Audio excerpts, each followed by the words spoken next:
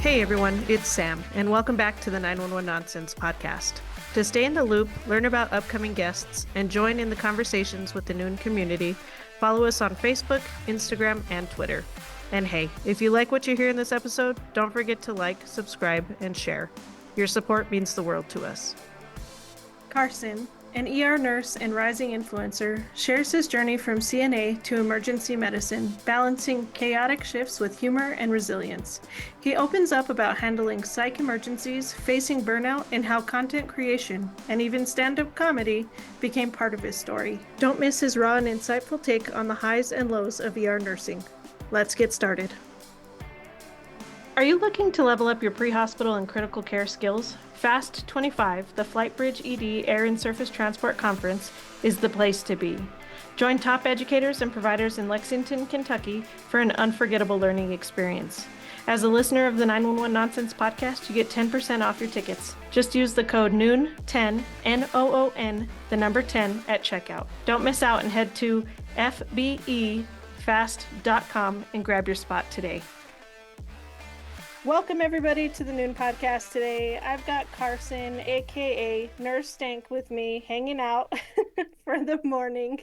I'm so grateful that you came and joined us on this podcast today. Can I go ahead and get an introduction? Yes, what's up everyone? My name is Carsen, aka Nurse Stankk, aka Crash Out Carsen, here from my lovely house after I called off today. Oh, shame on you. You know I love doing it. Well, you told me that you have no problem really getting trades when you need to, or coverage at least most of the time, right? Yeah, because whoever covers for me now, I give them goodies. You So give them goodies. those spots go. It's quick. Yeah. People want them. You're just bribing everybody. What's a goodie though? Like, what are you classifying as a good goodie? So a lot of the times, if like PR packages or if they send something in, there's usually so much. Like I'll keep a little bit of it, but they send so much with it. Or if I go travel and get something, I'll bring something back. But it's usually like either like PR or something, and then sometimes it's like skincare stuff, and Yeah. it's like 90% females where I work. So when I walk in with all that stuff, I'm like, hey. That's awesome, dude. That's so awesome. And you are an emergency nurse, correct? Yes. How long have you been doing that for? I've been an ER nurse for coming up on 2 years now. 2 years. And how long have you been in nursing altogether? Probably, I'd say for about not 8 or 9 years. 8 or 9 years. Is the emergency department like your bread and butter, or where's been your favorite department? Oh, that's home. That is everything. Yeah. Yeah. What's your favorite part about the ER? Oh, it's just the chaos. It's got to be because it's nothing is like, sit down and chart and proper. It's like there's blood on the wall. There's bugs. Like, what is this? Why It's is that pure person chaos. crawling in the ceiling? Yeah, I love it. That's awesome. And have you always been a nurse, or what were you doing before that? So when I was in high school, we got to do the program where you got to leave halfway through the day and then go to college. So that's where I started my CNA. And so basically from since I could get a job, I I worked at a pizza place for 2 days, but we'll leave it at that. 16 hours I put into that. I just like that's not for me. So I quit. But you enjoyed being a CNA? Like at such a young age, CNAs do a lot of hard work. Oh, CNAs are jack of all trades. Yes. I mean, they are literally the backbone. They do the nitty gritty. You were okay doing that at a young age? It was sounded so fun but like once you actually start doing it, you're like, oh my gosh, that's a lot. That is a lot. And then you're seeing chiropractors at, 18 years old and taking Tylenol like candy. Yeah. Yeah. Yeah. It was fun though, because I mean, being a CNA, I learned a lot before nursing. So that helped. Would you suggest that people do that if they're considering getting into the nursing field, maybe starting as a CNA? I would definitely suggest it. If they don't want to, I also get it because that's like a whole nother battle itself. But I would say definitely because it helped me, especially learning just like the small things. What would you say those small things are? Like for changing patients, like how to like there is like properly roll and understanding how to even just use the depend, because that alone can take 20 minutes if you're trying to figure it out. Yeah, that's a good point. Those depends can be quite cumbersome if you don't understand the little sticky tabs. Oh, the sticky tabs, and then they're like, I even start feeling like jealous when I see people like with the pull-ups. I'm like, man, those are nice. Yes. I love those little like tear off, and then we have to give them the cheap hospital ones. I'm like, oh, I'm so sorry. We just went from I a Cadillac to I don't even know, a Honda Accord. I don't know. I am brain farting the name of like the proper name of it. But the cooter canoe, like, do you wish they had those back then? Yes, the Coke canoe. I love that thing. It is my saving grace. Oh, Did you see the video the other day of the lady that's the lady that had one in and she said every time she moved it squeaked. It was a very high pitched squeal from the suction flapping on her skin. no, I want to see it I'm though. gonna have to send that to you. You will die laughing. Oh, that one was so funny. Oh, that was a great video. uh, so you got into being a CNA, you really liked it, but then what pushed you to becoming a nurse? Ooh, that's a good question. Well, I had a great aunt and then a grandma that were my great aunt was an LPN and my grandma was a CNA, and they knew that I was in class, like becoming a CNA and all this, and then they would walk in all hunched back and then complain of pain, and they're like, just go up as high as you can. Don't, because they're like 60 or 70 and they're still CNAs doing it. And they're like, Ugh. if you can go up, just do it. I'm like, oh my God, okay. Oh, oh, poor things. I know. And my grandma's still doing it. She's like 70, Oh my 77, goodness. Still a CNA. Good for her, man. That's hard but she work. loves it. There Hmm. there are people who are like that. I've known quite a few techs that are like long-term techs. And I love, you know what I love seeing in the ER too? Not just the ER, but kind of anywhere, is the volunteers. I love that we still have volunteer systems in the hospitals. Yes. Because I'm like, where did you get them? Yes. You might have this like really burnt out nurse and then have this really awesome volunteer that's like, I'll help you, who's like 30 Yeah. years older. Yeah. Yeah. Like, oh yeah, I'll change them for you. EKG, what do you want? Yeah, the volunteers are freaking awesome, man. So you have recently gotten pretty busy. What have you started doing?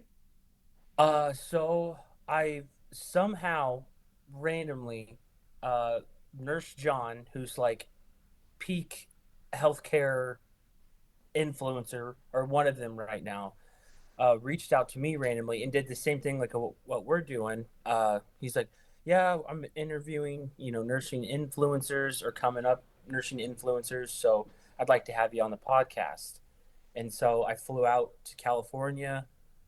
I went on his podcast, and then since then, I mean, the rest is just like snowballed into. I still don't comprehend what's happening.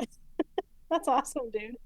Yeah, I got to go on tour with him for like stand up. I've been on stage, just literally just telling true stories. Like this is none of the stuff I really had to write down. Hmm. It's just stories that legit happened, and then people will be like, "How did you come up with that? Or how did you think of it?" I was like, "I just worked a shift. That's it." Is comedy something that you've been interested in?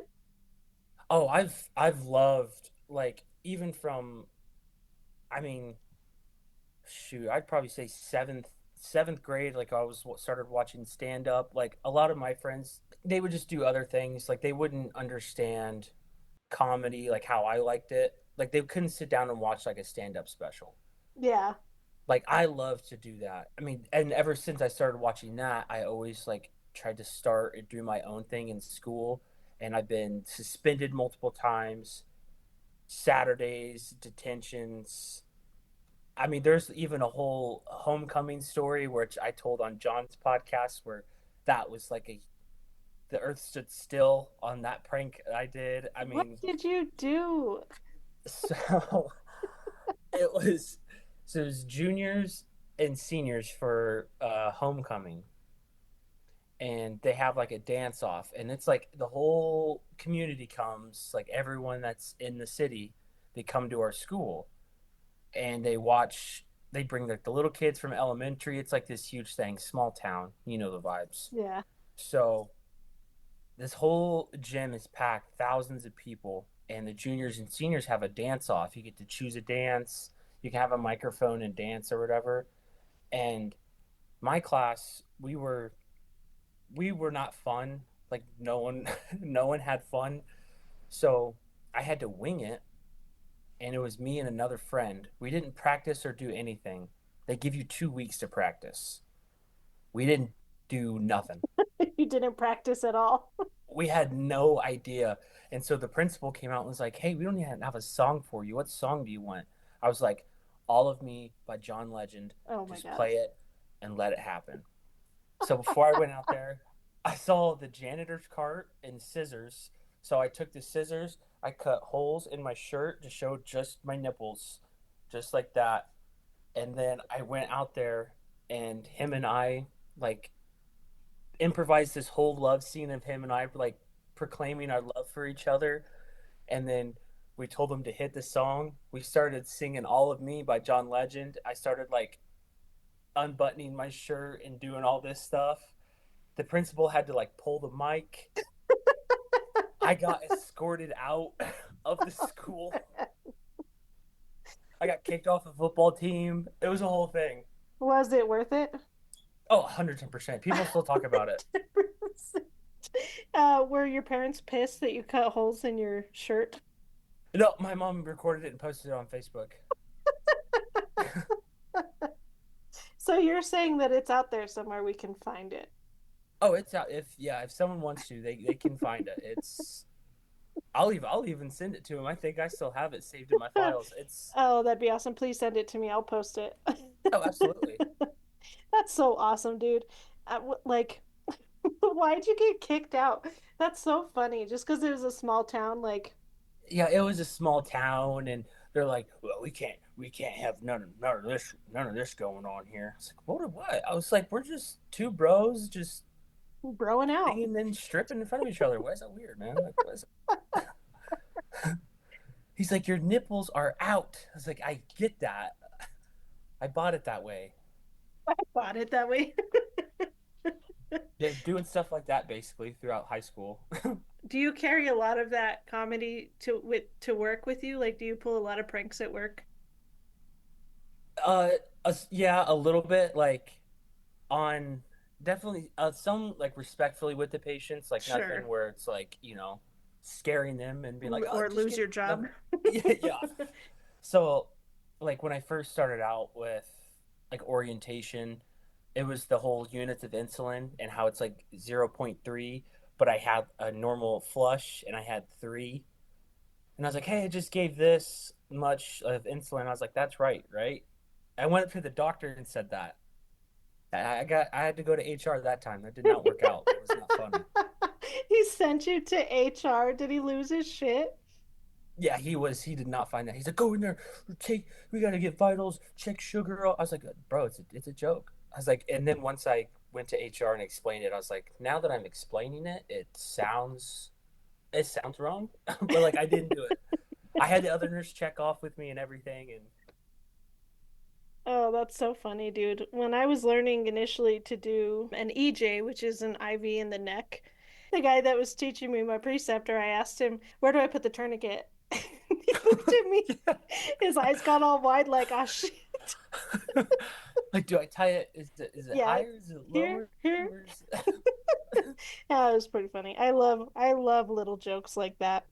yeah, just like little stuff to see if they catch it, and then Yes. see how they respond is the best part. Just Yeah, you can't go wrong with that kind of stuff. Have you had any challenges in your career so far? with like making videos in nursing, or Sure. Is that something that you've done previously? Like as you're coming up as a content creator, that kind of stuff?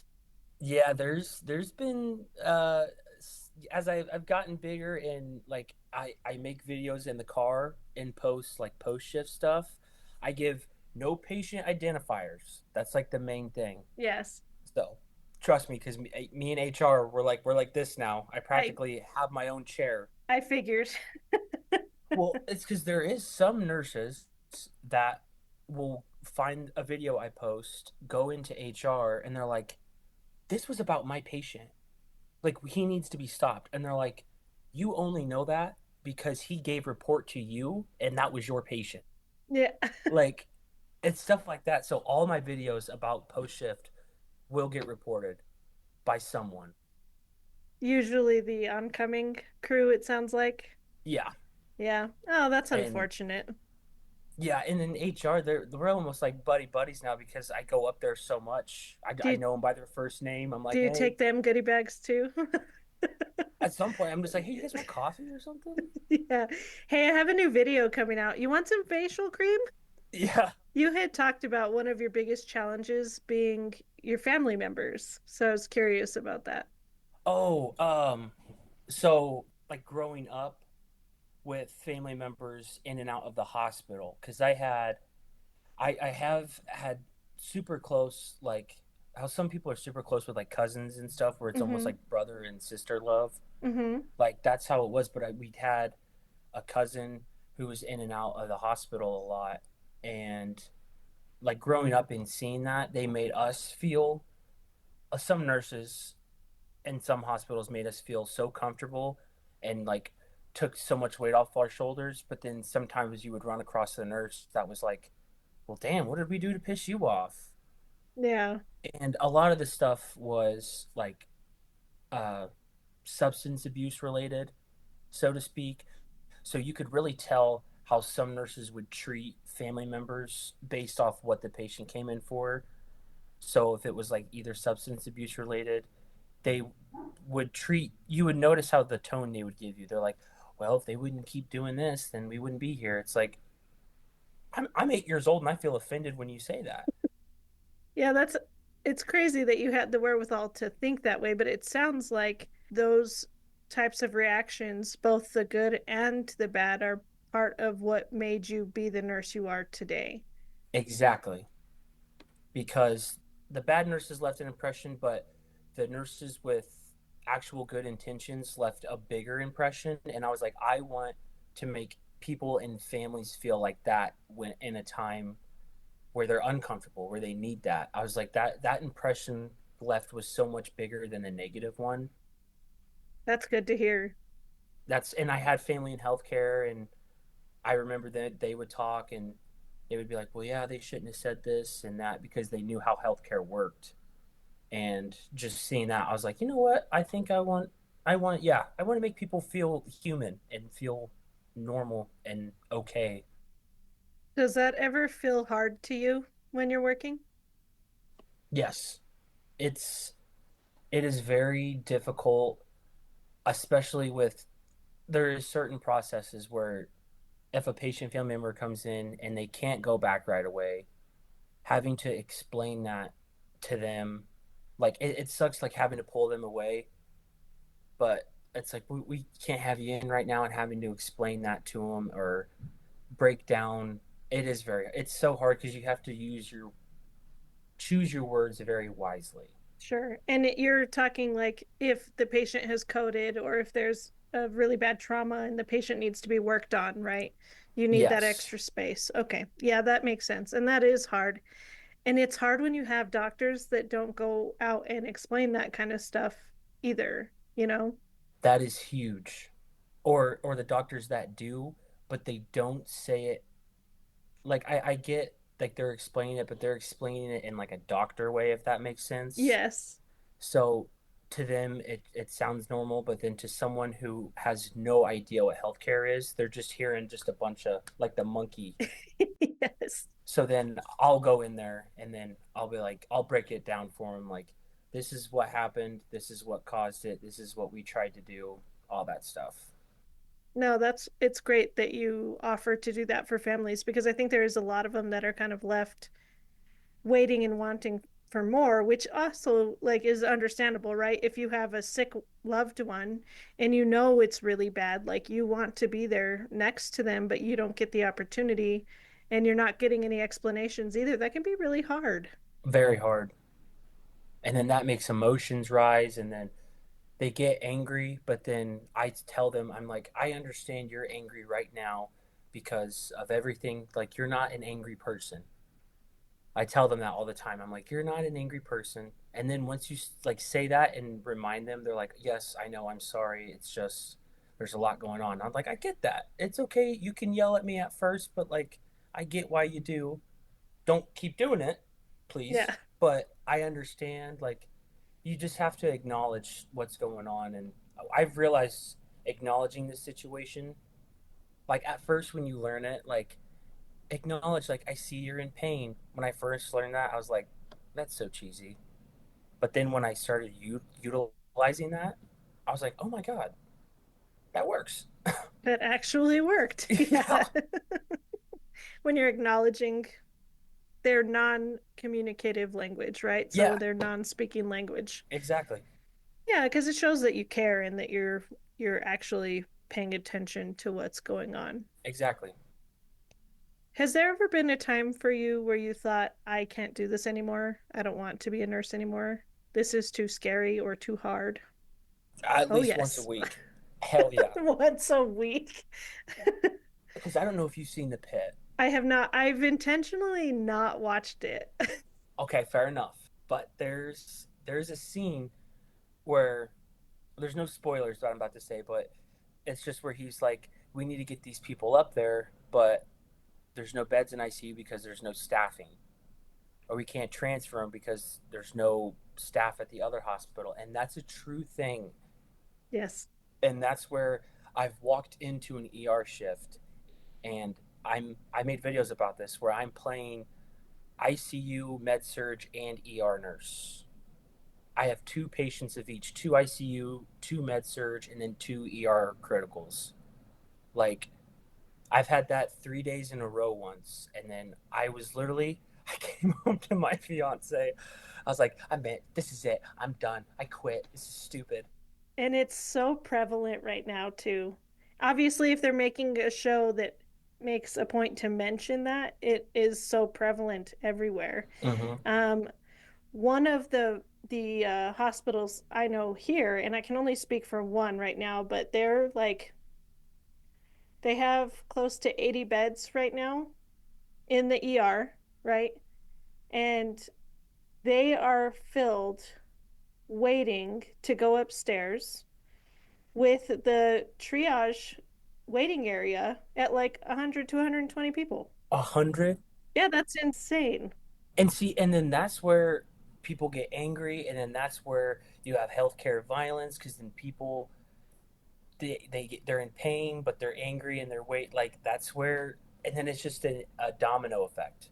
Yes. Then But how do we fix it, you know? and see that's the hardest part because then you that's where you get burnt out nurses. Then that's where you get Hmm. nurses who quit, and then it keeps happening.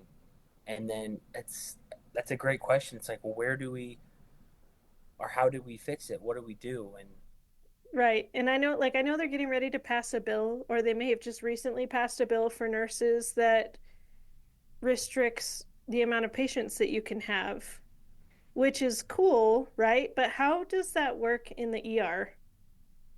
like and see, it's stuff like that happens where it sounds so good on paper, but then Yeah.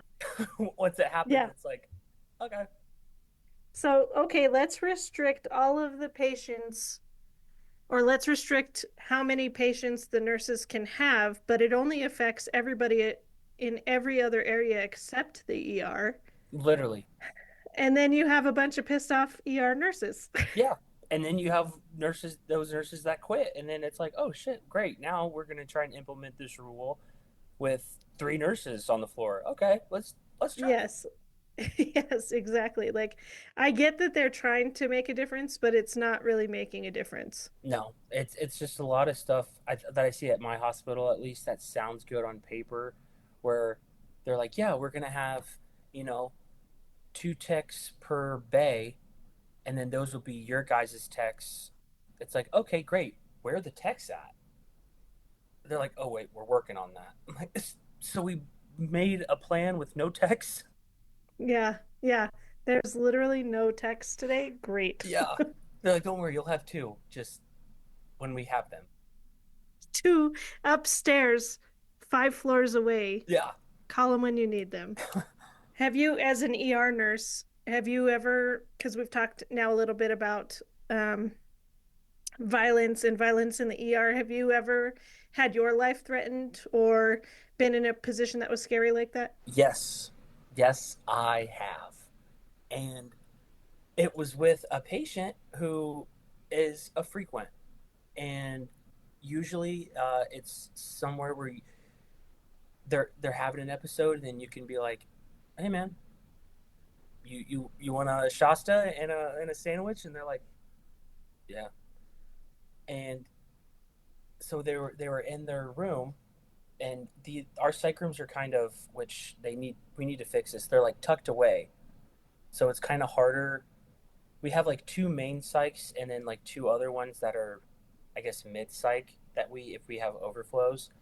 Hmm. And as I'm walking another psych patient to the bathroom, I have to have the foot in the door, and when I'm standing in that doorway, I still have view of our frequent psych patient, right? Yes, and I just want to clarify really quick because you talked about putting your foot in the door. When we have these psych patients, it's usually they're a danger to themselves or they're a danger to other people. So when they're using the restroom, in the ER, they don't have the ability to like not lock the doors. So usually a lot of our nurses or our techs or sometimes even security will have to stand with their foot in the door to keep it open and keep an eye on the patient. It's not to take away their privacy. Obviously, we want them to have their privacy, but we also have to make sure that they're in a safe place while we are treating them. Absolutely. I mean, and I know it's so hard because especially with the younger psychs, if they're female, I usually ask if I don't usually ask them. I usually just say like, "Hey, I'm gonna get a female nurse for it," Sure. because like it's so hard to keep privacy. And when they're younger, they're like, "I'm not doing that." I'm like, "I don't blame you. I don't blame you at Yeah. all." I'm like, "I'll get a Blame you at all. I'll get a female nurse in here." Yeah, no, for sure. Just safety. They're just safety steps that is required when you have a psych patient. Right, right. So you can see this other psych patient while you have your foot in the door. So and I'm trying to not make eye contact, but I can feel like the laser vision of him staring, and I'm just trying so hard because it's kind of like looking at like a dog or something. Like when you make eye contact, it's game on. Yes. And his tail Yes. wasn't wagging. It's in between the legs, ears back, Oh man. and I look over. I'm like, hey man, you wanna Shasta and cola or something? And all of a sudden he's like 6'4", of course the biggest psych, 6'4", 300 pounds, walking over to the doorway, and he's like, oh, I know you did it, I know you did it. And it's that look where there's you can't talk them off the ledge. It's their look No. is there. And so, I mean, it's a very unfortunate because he had a very hard history growing up. So he gets confused when he sees other people and thinks that these people are the ones that harmed him. He thought that was me. And so he's looking, he's like, oh, I know you did it. I'm like, I don't think so. I didn't do anything, man. I'm just kind of hanging out. So he reaches in his back pocket, pulls out a switchblade, Oh my gosh. clicks it, and then points it at me. And so all of a sudden he starts kind of walking a little faster, like he's going to do something. So the younger psych patient. I told her, I was just like, hey, I said, hey, hurry up. I'm going to close the door. You lock it because I have to think of her safety in this aspect. So that was just instinct. So I shut it. I told her to lock it. She did. And the only room I could go in was a one way in and one way out because I couldn't walk past him because if I did, that would have been running into him. So the only way I had was basically a no exit room. That's scary. And so I'm in this room and it's him and I. And he's, like I said, he's huge. And like, I'm in a psych room by myself. So I have nothing to defend myself. There's no weapons in there, not even a pillow. So I'm like, okay, this is great. So as I'm talking to him, he's like, oh no, this isn't good. This isn't good. I'm like, yeah, that's not. And then all of a sudden, she said I can say her name. It's Mama Sabrina. She is a CNA who's been doing it for decades. She comes in there, stands in between him and I, and she's like, no, go back to your room. I'll talk to you. And he starts yelling at her, and she said, no, no, room. And he listened to her.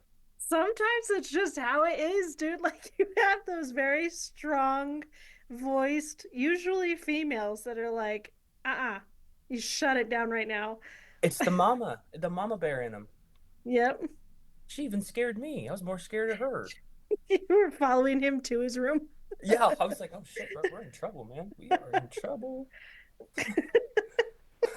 That's crazy. So did that prompt you to start searching your patients or having security search your patients when they come in for psych issues? Yeah, and the thing is we didn't search him right away because he was brought in by police. So we're like, oh, we know they had to do their thing.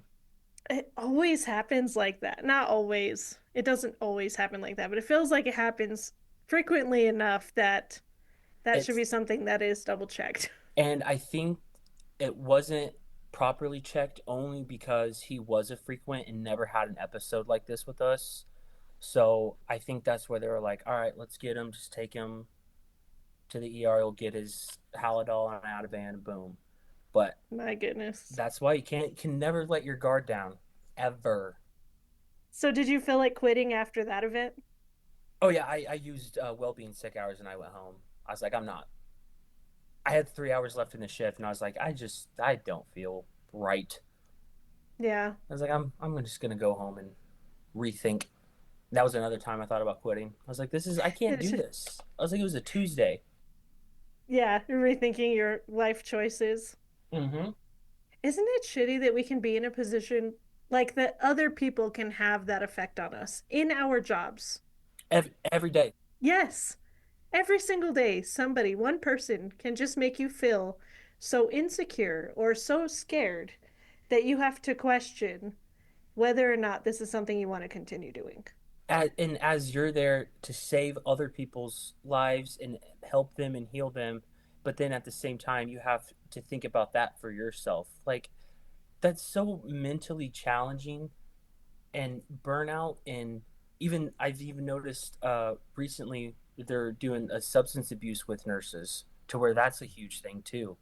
It is a huge problem with nurses Yeah, because and EMTs and firefighters. I mean I can't. I mean the hours EMTs have to work, like they don't even sleep, and it's like a what is it, 24-hour shift. Yeah, some departments do 24s, some do 48s. It's nuts. And the only time you sleep is when there's no call, which is what, never. I mean, Yeah, depending on where you're at. Yep. yeah. Yeah, that is absolutely insane. So what would you say has been one of your like worst moments or like your most impactful, toughest patients? So the toughest would definitely be we did have this is where like I realized I really loved the ER, but I really it was a love hate, but like this is why I loved it. It was I think it was around like the day before I think it was the day before Thanksgiving too. There was like four gunshot wound victims, and it was right after another because it was in the same area. It was boom boom boom boom, and you're running from room to room, and you're basically doing like the quick triage where it's like, okay, is there a pulse? Is there, you know, are they red, yellow? You got to do that whole thing. And so, I mean, that was where I thought to myself, like, well, this is what I want, but it also just actually seeing it for the first time and experiencing it, I kind of had to sit and be like, is this really what I want? Like, but I also, I liked being able to be working fast and having actually something critical. And, but then at the same time, I was like, man, these are like actual people's lives. It's just, it was a very hard hitting because sometimes in our ER we don't usually have stuff like that. So actually experiencing it was, I don't know, it was weird. I can't even like explain it. Yeah, it was conflicting, right? Yeah, Kind of like the paramedic who wishes for that code, but they're not actually wishing for the code. They just want the experience to make sure that they can perform it correctly either that handle time it. or the next time, right? Yes. That's right. That's what we get trained for. That's what we want to do. So, how did you feel in that moment when you were going through triaging those patients? I mean, and it's so weird because in the moment, it's easy. It's harder, actually harder to think about like right now. If someone were to Hmm. ask you and I, like, well, what would you do? Like, I'm sure you would either have a process in your head or you would say, I don't know. But either way, when it actually happens, you're just gonna do you. You'll do something. Like that's what happened with me. I mean, I never.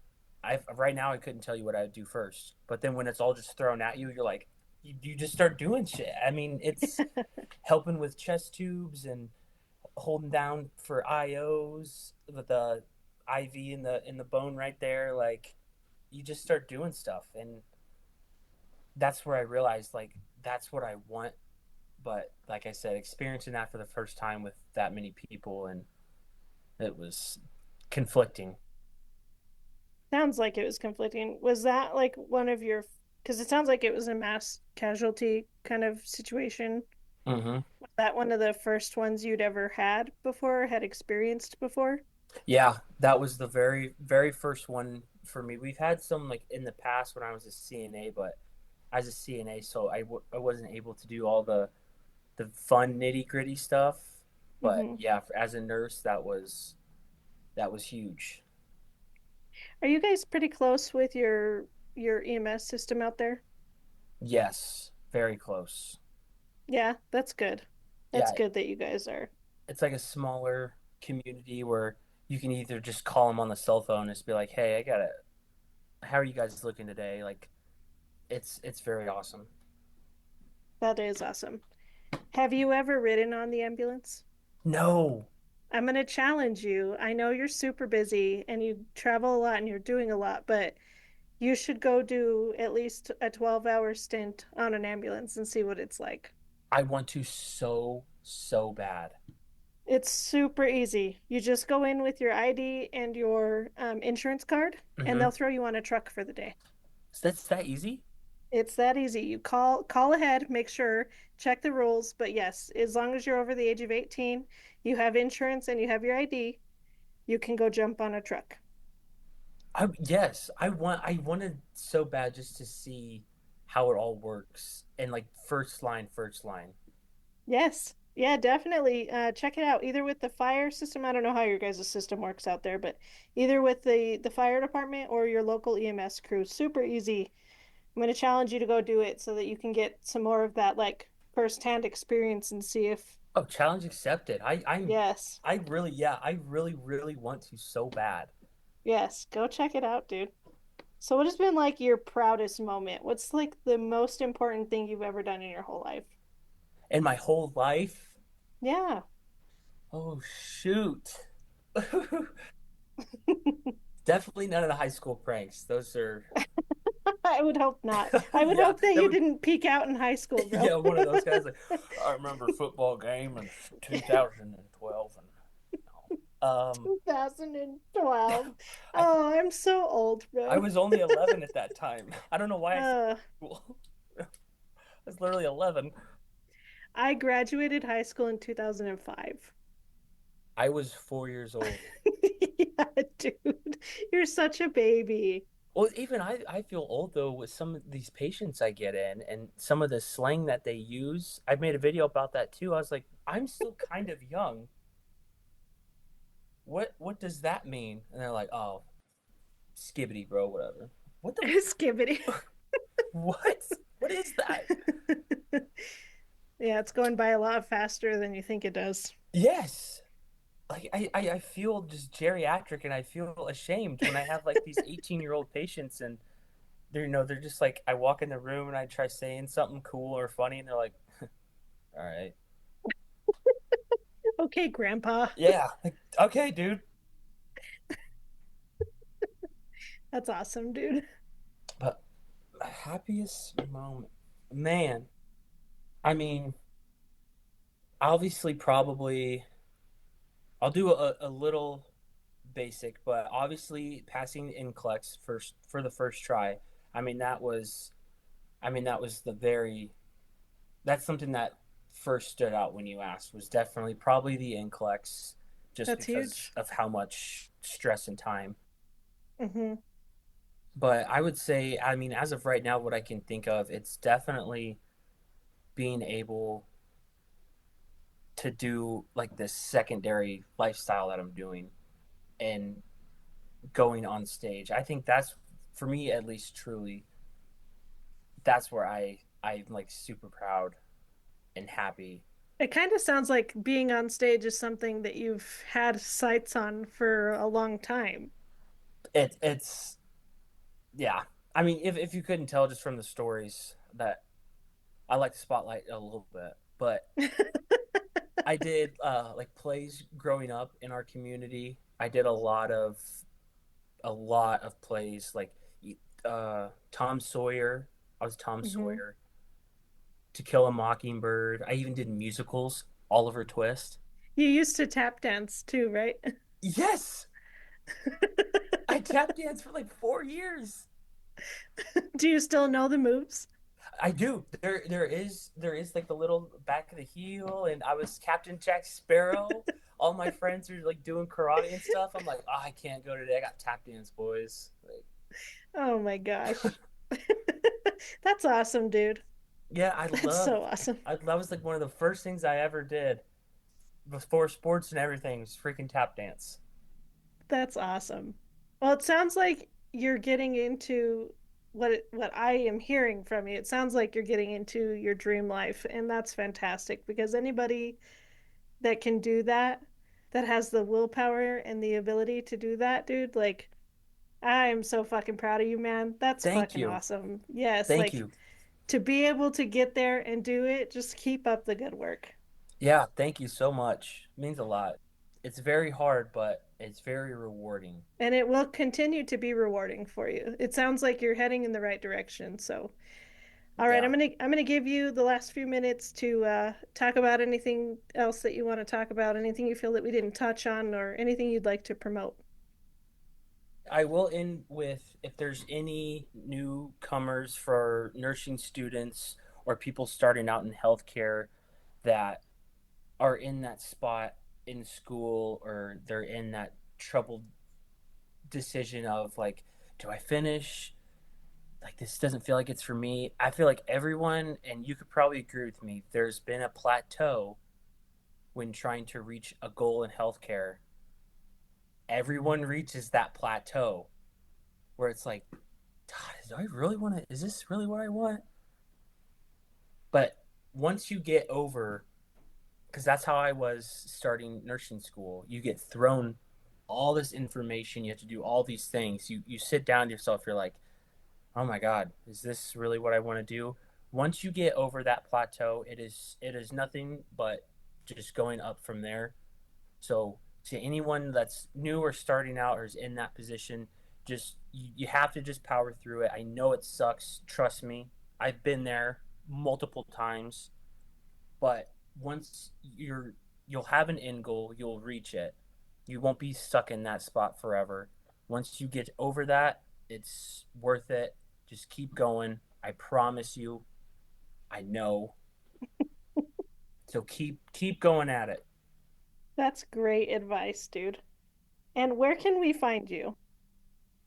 So you can find me TikTok is like kind of like the main. It's everything is Nurse Stankk with two K's, and that's Facebook, Instagram, YouTube. What's another one I'm missing?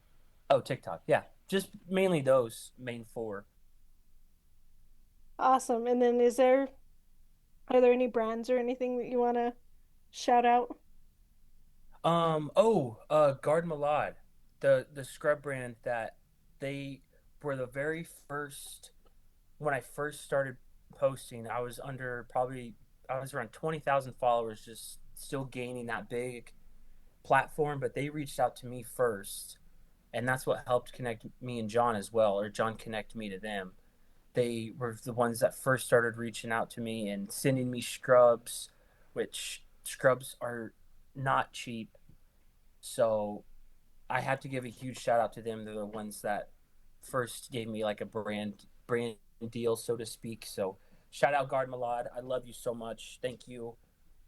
Cute colors and That's very stretchy. awesome. I love And stretchy. That you that. gotta have stretchy, dude. Those are the I best. love it. That's awesome. All right, Carson, thank you so much for joining us on the podcast today. It's been a phenomenal conversation, man. Like I've already said, I'm super proud of you for being where you're at, dude. It takes work. You gotta fucking hustle. You're getting there, man. Thank you so much. Thank you so much for having me and reaching out. This is awesome. I love doing stuff like this. This is so fun. I love it too, brother. Thanks. Thanks for coming out, and I hope you have a great rest of your day, dude. Awesome. I hope you have a better one. Thanks again so much. This was awesome. I loved it. Thanks for tuning in. If you're enjoying the show and want to show your support, be sure to check out the Noon merch store on Bonfire. Find the link in the description below. Also, if you have any guest suggestions or if you're interested in being a guest on Noon yourself, visit the website at www.samspursuit.com to get in touch.